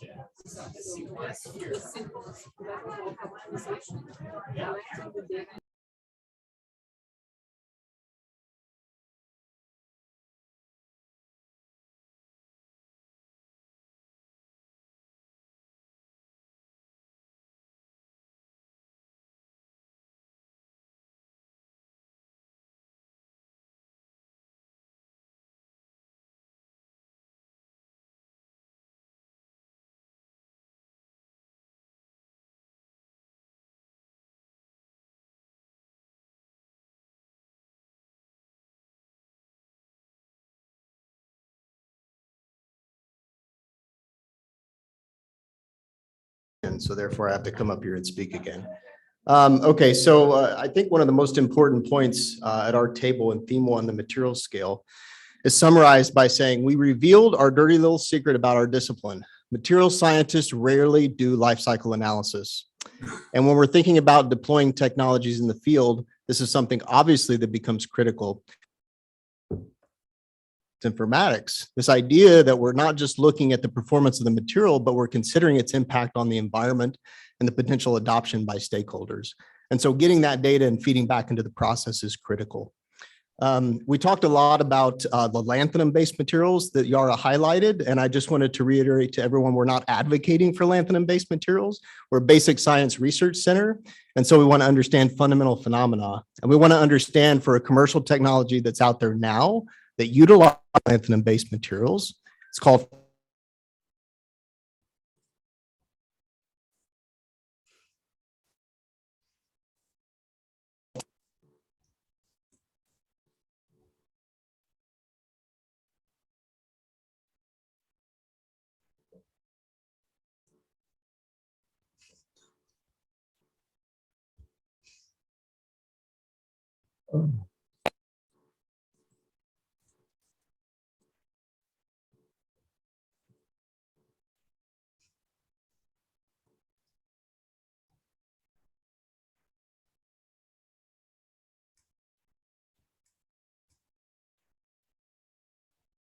A lot of discussion about forms of phosphorus.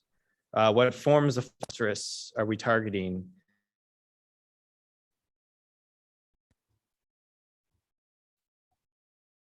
When we're talking about really focusing on fertilizers, are there other things where phosphorus would be used in that we might focus on? For example, in food or feed grade type materials for animals. Maybe that could be phosphorus, calcium phosphate, or something like that. So branching out beyond thinking about fertilizers. There were questions about some of the gene editing techniques that might be used to improve phosphorus uptake in plants, especially in soils that might lack phosphorus.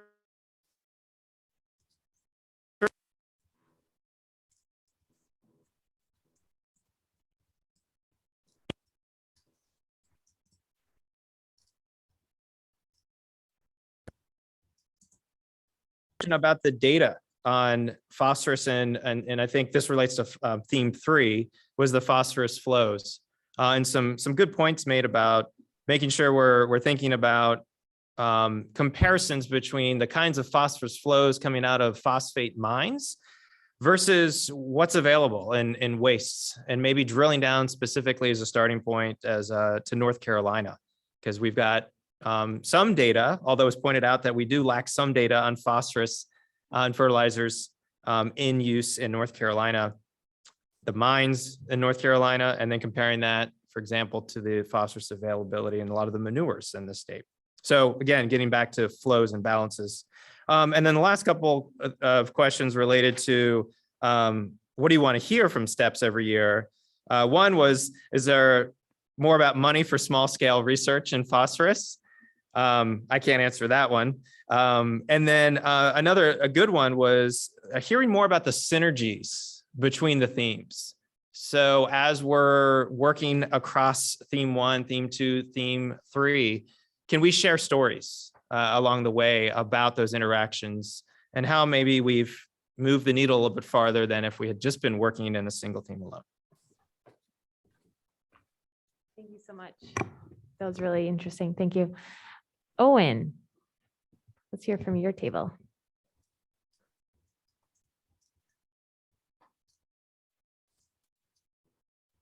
So from a science standpoint, we talked about some of the similar things, forms of phosphorus. We talked a lot about microbial transformations of phosphorus and how microbes and enzymes might be involved in solubilization of phosphorus.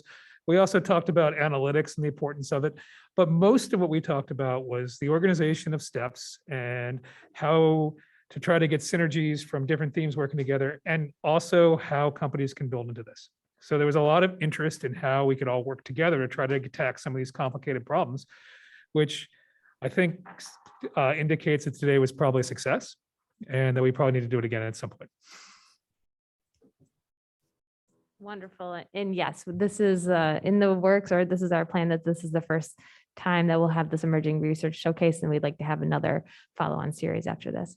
Ashton, your table, do you have a spokesperson or?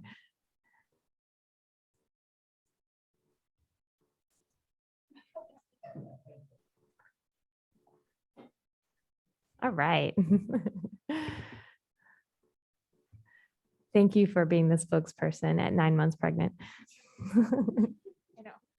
I'm also told that I can't be heard through my mask, so let me know if I cannot be heard. So we had a great discussion about sort of what how the modeling would be used, and one of the questions was, will this be eventually used to understand return on investment and sort of make the case to stakeholders for why they should adopt these various technologies or solutions. And then my favorite question came immediately after that, which was return on investment for who? And so then the rest of our conversation was really about who should be involved and who should be part of these conversations. And which is near and dear to my heart, because that's the work that I do, is trying to figure out exactly that question and get those people involved and hear from them about their needs and concerns. So yeah, that was kind of the summary of what we talked about.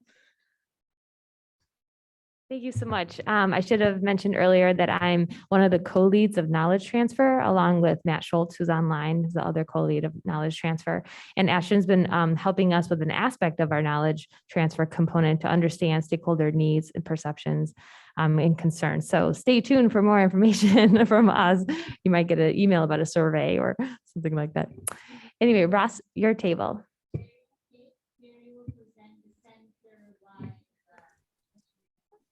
Fantastic. All right.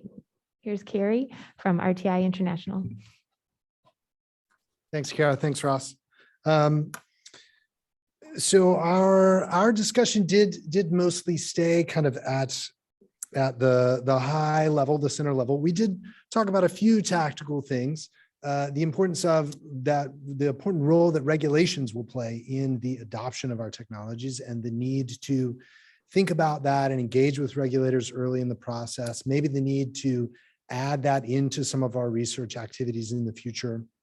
In the short term, maybe the role that capturing phosphorus from more dilute sources rather than point sources might play, and the need to perhaps include some of that in our discussion. We talked about the role a little bit that financial instruments might play in incentivizing adoption of some of the solutions. The need to make sure that our modeling data is as up to date as it can be, which I know is something Justin thinks about all the time, right? But if we're in this dynamic, volatile situation where prices are changing and availability is changing and trade flows are changing, how can we make sure that we stay on top of all that data? And then lastly, we talked a little bit about partnership models, how to think about ways to engage with industry partners, with others, to make sure that the research that we do finds impact out into the world and finds its way out into something that's meaningful. We talked a little bit about the need to think carefully about points of connection, like who is the kind of point within steps for those inquiries to flow, and what are the partnership models that we want to use to engage with the rest of the world. Awesome. Thank you so much. Is there any table that I missed? I don't think so. Okay, let's move to our online colleagues. And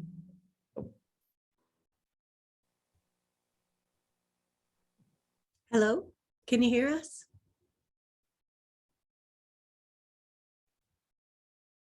you. Oh yeah? Well, hello. We are in the internet, and 3 groups of us have things to report out from here. Thanks so much for this. It's been a really interesting presentation. And I think you probably can't see the slides from here, right? So I guess we'll just pass it to each group. First, let's see, in order. First, I'll pass it to theme 1, and our facilitator was our own theme 1 co-lead, Jan Genzer. So Jan, take it from here if you like. Thank you, Christine.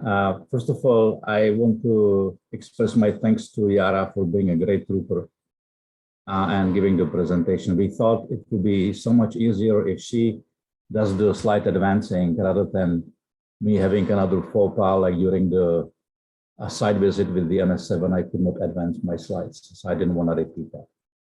But thank you, Yara. I owe you a couple of stiff drinks. This is going to cost me a lot of money, I know that. But so I'm going to keep it short. We had actually some very interesting discussion that relates to the questions in the Google Doc, and they were actually quite practical. Questions such as, how do we achieve controlled release of these materials? How do we worry about scaling up as we develop the new chemistries and try to pass the materials to Team 2 to applications? And actually, Jacob already answered the question saying that this is primarily research-based, even though we did discuss that at some point we will need to start thinking about how to pick the best performer and at the same time the lowest costly material to achieve the release. And one thing I mentioned in the discussion, and I think people may comment on the further if they want, is that one thing is to capture the phosphate, which we have already materials that can do it using different means, at least when it comes to orthophosphates. But another thing is to release the phosphate and release it on demand, and that is the biggest challenge, right? So we have some materials where we can potentially release it by changing the pH, or that's for, let's say, capturing to specific cations or oxides, or even using the peptide-based materials. But can we use some other means of triggering the action of release? And so that's something that the Theme 1 will have to work very, very hard on designing materials that may not necessarily be the standard structures that people have used these days, but maybe think out of the box of using organic capture such as amines or some other types of materials. So I'm just going to leave it there. If I missed anything important, you can read the comments, by the way, in the slide deck, which I assume will be shared with everybody afterwards. So I'm going to stop right here. And unless Taylor, Ed, or Alisa or Wei want to add anything to that.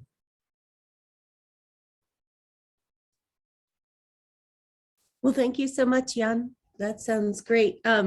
Theme 2 was so well covered that nobody felt like they needed to add anything to it in a separate breakout group. But Theme 3 had an active discussion. And so I'll pass it to Matt Schultz, who led that discussion, to see what his group says. Sure, thanks, Christine. And I'm going to actually ask Gracelyn Bird from US Sugar to sort of report out here. She was a stalwart army of one in our group. So, and I think she had some really great perspectives though. So Gracelyn, if you wouldn't mind sharing.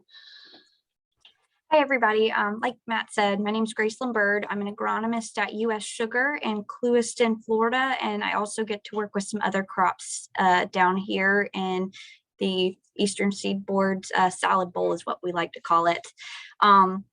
Leafy greens, things like that. I think the biggest question and the biggest aha moment we had was our discussion about the best ways we've used to engage with academia in the past. At US Sugar has about 250,000 acres, about between 150 to 200,000 acres every year is in sugarcane. The rest is in a crop rotation. So academia plays a huge role in research here. I think some of the big things that we've noticed is we have a great relationship with University of Florida. We're always happy to give them the land they need to do for any research projects that they want to do. They usually come through me and I'll find them the property to host those things. However, a lot of the things that they put out many times aren't very useful to many of us. So science doesn't do a whole lot of good on the shelf. And so I've also had the opportunity to work in a couple of other states with a couple of other extension groups. And I've noticed some really great extension scientists in a really special place, and that's Tifton, Georgia. I've never seen extension scientists work so well with growers as I have in Tifton and with South Georgia farmers. They really made an impact, and those farmers really listened to what the researchers had to say. So I think the big thing that I've seen between the two is you just see those researchers out on the farm treating those farmers' fields like they're their own, and really taking really investing in what's best for the grower and how can I make this research applicable in a way that the grower will want to adopt it, because we do have to consider that growers are making a huge investment anytime they're changing anything, whether that's time, risk, equipment. I mean, I know we like to talk about these changes and savings will pay off in the long term, but those are huge investments that growers are having to make. So really being extension oriented and grower oriented is a really important for that academia and industry relationship, in my opinion. Thank you so much, Gracelyn and Matt, for a great Theme 3 report out. And our last group, Grace Plummer led that discussion, and it was about overall steps thoughts. So this is a great one to kind of wrap up with for the online presence. Yeah, thank you. I don't have too much to add. Most of our conversation was focused on the importance of communication with a large center like this, both from the center to the institution, but also it's come up numerous times today outside of the institutions, outside of the center with various stakeholder groups, communication pathways that they both ways, and making those clearer. That's all I'll add. Thanks. Thanks so much. So we'll pass it back to the three-dimensional people. Appreciate making space for us. Thank you so much. Well, this has been really fascinating. It really gives me so much energy to hear the thoughts and perspectives regarding our research areas that we can maybe grow into, as well as the importance of our stakeholder engagement activities. And these are why we have this Convergence Center, that spans these themes 1, 2, and 3, along with knowledge transfer and education and broadening participation. So we're really excited to be still within the first year of launching our center, and can't wait to further engage different types of stakeholders in our work going forward. So with this, I'm going to turn it back to Maud, who will give some conclusion or closing remarks, and then we will have our nice refreshments and networking hour. All right. Okay, thanks, Kara. So I know I am sitting between you all and food, but I just want to say a couple more thank yous. Thanks for everyone who participated, both in person and online. I really want to emphasize that we are very committed to engaging our partners. And TJ, I know you had a question about how industry could participate in the adoption of technologies, and so we are committed to that. So if you are interested in engaging with the center, and I think Carrie pointed out who's the best person to contact, that's me. So if you have ideas or questions or want to get connected to someone else in the center, please have all that stuff come to me, and I'm happy to help set up meetings, be a participant in meetings, and figure out the best ways to move forward and partnering and connecting people across the center. A couple other quick notes. One is that Deborah Thompson is hosting an emerging research showcase and the topic is One Health. It's on May 12th. So there's probably more information online, but Deborah's here. So if you have questions about that showcase event, you can get in touch with her. On November 1st through 4th, STEPS is hosting an event called Phosphorus Week. It's going to be here in Raleigh. We're going to dive more into the details of what STEPS is doing, but also talk more about phosphorus sustainability globally. So that will be a really exciting event, and will bring people kind of from all over the nation and the globe. I will follow up with everyone who's attended here or online or in person with an email in the next week or so that will have information about both of those events that I just mentioned. Okay, and then finally, before you can get your food, I just want to thank everyone here who helped make this event a success. Deborah Thompson was critical. Rahul, who I think is hiding somewhere. Anthony, thank you so much for all your hard work and your team and helping make the hybrid event possible.